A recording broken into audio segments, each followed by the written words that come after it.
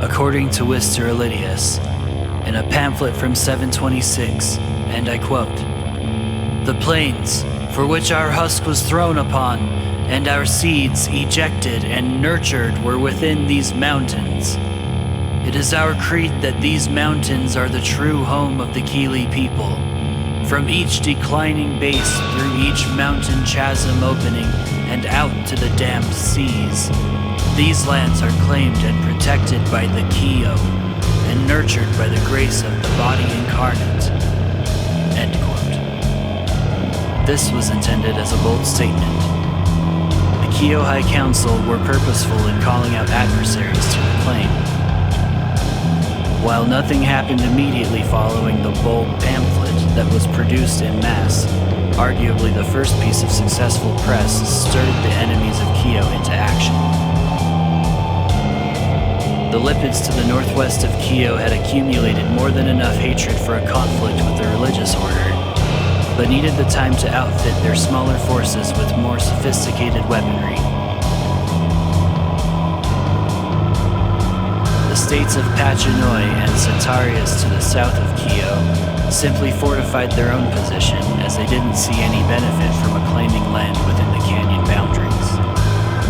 Ordensis, even further south than Satarius, was largely content with their southern and eastern coastlines. From these three continents, there was no shortage of mercenaries willing to offer their arms and strength to anyone opposing Qyo, hoping to stake a claim in any lands awarded after a successful campaign against the opposing Canyon Cold State. The tall slopes just northeast of Qyo were inhabited by tree-worshipping nomads known as the Sarracennians, perhaps better recognized today as the Moth Riders, due to their famous friendship and dependence with giant moths native to the tall trees and bounding heights of the Sarracennian mountains.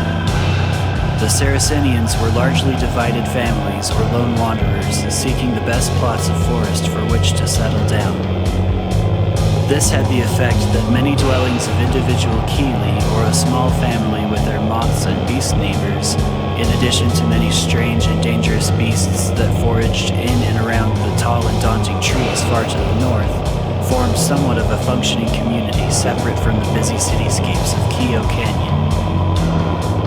Fulgen refugees from Indusiatis and Marasmius passed safely through the southern plains of Sarracennia, and many had hoped to relocate to the peaceful riversides of the canyons, but were met with fierce resistance once the organization of the Qyo state had consolidated and solidified.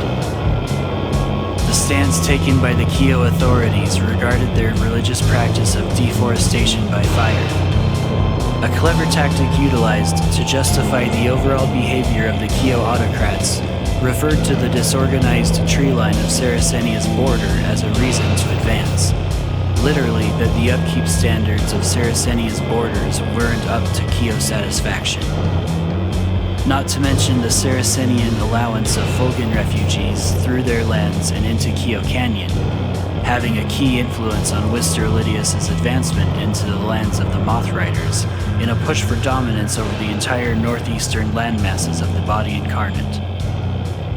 Oledias quickly took advantage of Sarracennia's lack of central authority and ordered Qyo missionaries to push their faith onto the nomadic Moth Rider tribes, as well as scrawl up legal work to pass along to Sarracennian figureheads.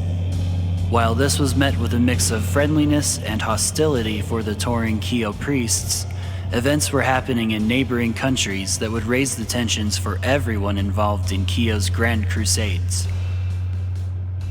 In order to understand the roses of war, one must keep an eye on our introduction, wherein a Fulgen family was separated and forced to fly to their mysterious doom. It is reported that the matriarch of the ill-fated Toadstool family from Marasmius, a brilliant Fulgen individual whose name is lost to history, was an esteemed ambassador and friend to the Sarracennians, responsible for creating a trade route in which Diptera droppings were traded for exotic spiders and plants native to the Fulgen Peninsula. As a matter of historical fact, Many Keeley families had strengthened due to the charm and intellect of their Fulgen neighbors, and the communities and cultures flourished within Sarracennia. This must be reiterated to properly illustrate the rage and pain caused when a group of moth riders found a silk-wrapped Fulgen body, dead and dried of its life and moisture by arachnids, the exoskeletal remains of a diptera mount nearby. Before the end of the week, the entire population of the Sarracennian landscape was deeply invested in this unwitnessed and horrifying case. While it was obvious that the Fulgen had been found high in the Sarracennian mountains, that which was heavily debated centered around the will or reason for such a journey. The case of the murdered Fulgen was helmed by a group of investigative enthusiasts, two of which were moth riders that discovered the body of the Fulgen victim. They were granted custody of the crime scene and carefully got to work. After a few days of scanning the area, it was discovered that the Fulgen was wearing ceremonial pilgrimage linens of primarily Marasmian fashion. Studies of the diptera carcass led the detectives to utilize the refined senses of their flying steeds. The moths were able to follow powder mucus from the diptera's mandibles to the source from which it flew this Fulgen individual to their cruel death.